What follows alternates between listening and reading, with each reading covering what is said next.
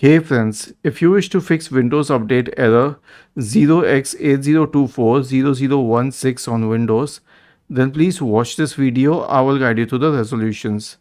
The first solution is to run the Windows Update troubleshooter.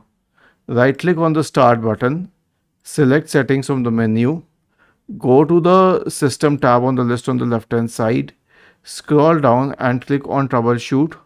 Select Other Troubleshooters. Click on Run corresponding to the Windows Update Troubleshooter.